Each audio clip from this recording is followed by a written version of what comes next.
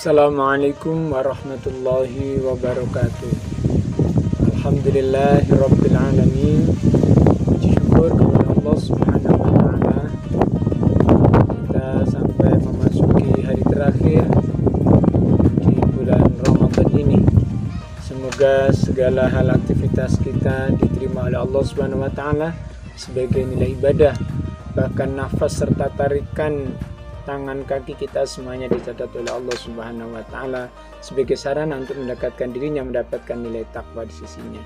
Salawat salam tetap untuk Nabi kita Muhammad sallallahu alaihi wasallam.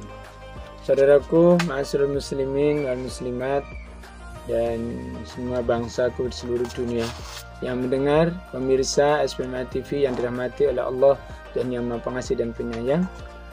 Pada kesempatan ini saya hanya ingin bercerita sedikit karena waktu kita hanya 7 menit 7 kultum. Suatu saat Rasulullah Muhammad SAW ditunjukkan, dihadapkan ada seorang mayit yang didatangkan kepada Nabi SAW di situ, yaitu Abdullah bin Amr bin Haram. Dan disitulah kemudian Jabir radhiyallahu anhu meminta Rasulullah untuk mensalatkan. Nah, ternyata ditanya oleh Rasulullah bahwa apakah punya hutang. Ternyata Abdullah bin Amr bin Haram ini punya hutang banyak. Dan Jabir meminta agar diumumkan kepada orang-orang agar hutangnya ini dibebaskan. Dan Rasulullah kemudian mengumumkan agar dibebaskan. Ternyata orang-orang di sekitarnya, masyarakat sekitar tidak ada yang mau. Nah, kemudian Nabi memerintahkan Jabir untuk mempersiapkan menyauri hutang-hutang itu. Korma-korma yang ada silahkan Jabir untuk disiapkan berapapun yang harus disaur. Ada korma ajwa, korma macam-macam. Dan setelah itu dikumpulkan dan dikembalikan siapa yang punya hutang-hutang ini sudah semuanya. Begitu diperiksa, barulah kemudian Rasulullah mau mensolatkan. Saudaraku, ma'asyiral muslimin wal muslimat rahimakumullah. Apa ini yang bisa kita lihat? Bahwa Nabi Muhammad SAW menyauri hutang bagi para anggota anak buahnya. Dan dulu, bagaimana tadi kalau dari Jabir, ada hadis yang lain dari Abu Hurairah radhiyallahu an, ini dalam 2 hadis tetap di Sahih Bukhari, bahwa ketika didatangkan kepada Nabi seorang laki-laki yang wafat dan di situ mempunyai hutang, maka ditanyakan apakah dia meninggalkan barang yang bisa untuk fasalu hal taro kalidini fadlan, apakah cukup untuk menyauri hutangnya. Fa in khutisa annahu taro kalidainihi wa fa'an, apabila cukup menyauri hutangnya sholat, maka Nabi mensolatkan. Wa illa, dan apabila barangnya tidak cukup untuk menyauri hutangnya, qala lil muslimin, Nabi bersabda kepada muslim, sallu ala sahibikum, salatkanlah untuk sahabatmu ini. Falamma fatakhallahu alail futuh, ketika agama sudah terbuka dan banyak yang dimiliki, ana aula, maka Nabi bersabda, ana aula bil mu'minina min anfusihim, sesungguhnya aku adalah wali, pembantu bagi para lebih beranu daripada muslim pada dirinya sendiri. Faman tuwfiya minal mu'minina taraka dinan fa'alayya, apabila seorang mukmin yang meninggal, maka hutangnya itu adalah aku yang menanggung qada'uhu. Waman tuwfiya minan taraka dinan fa'alayya waman taraka malan fali warasatihi, dan apabila dia meninggalkan harta benda, maka itu adalah untuk ahli warisnya. Saudaraku muslimin dan muslimat rahimakumullah, ini adalah akhlak sebagai seorang pemimpin. Kita mestinya bagi orang yang pemimpin berpikiran seperti itu. Jangan sampai kita hanya berpikir untuk diri kita sendiri. Hutangnya umat kita, anak buah kita, itu adalah tanggung jawab kita semuanya.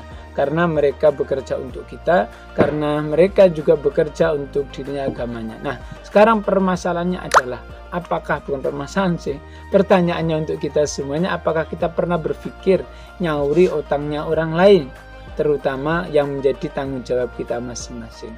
Bahkan untuk saudara kita sendiri, sebagaimana ini adalah akhlak Nabi Muhammad SAW, bukan saja sebagai pemimpin, tapi sebagai teman saudara ikhwan muslim kita di antara yang lain.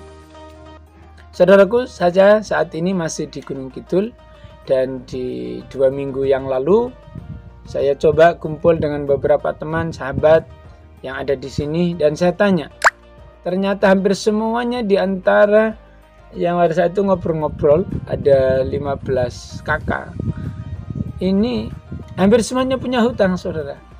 Bervariasi mulai dari 200-300 ribu sampai ada yang punya hutang 5 juta dengan berbagai permasalahannya. Ada yang punya hutang 2 bulan anaknya, 2 tahun anaknya tidak bisa bayar SPP. Ada yang punya beratusan ribu karena selama ini hutang pulsa untuk anak-anak kegiatan sekolahnya. Ada yang hutang karena membangun rumah dipaksa menerima bantuan, harus menerima bantuan dan harus swadaya.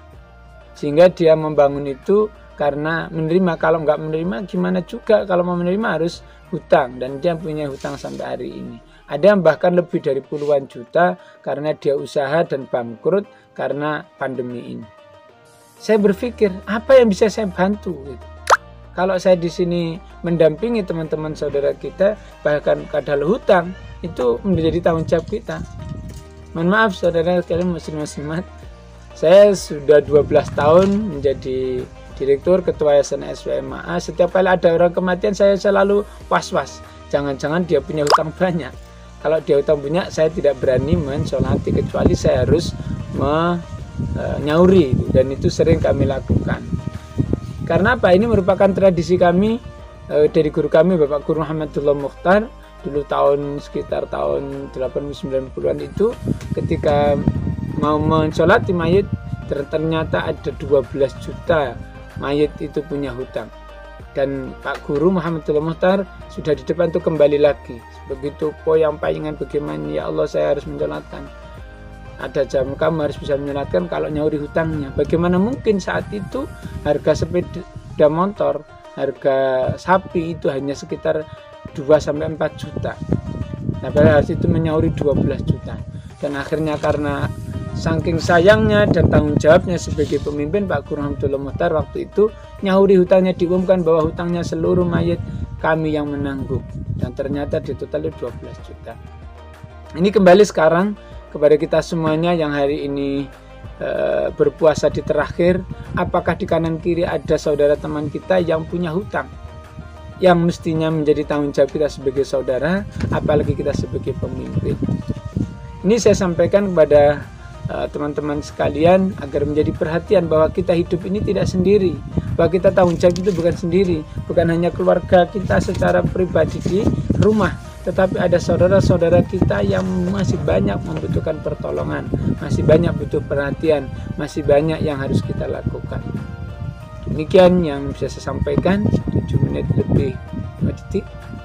Mohon maaf ya atas kekurangannya, dan semoga Allah SWT membersamakan kita di dunia ini sampai di akhirat nanti, persaudaraan abadi di dunia dan sampai di akhirat.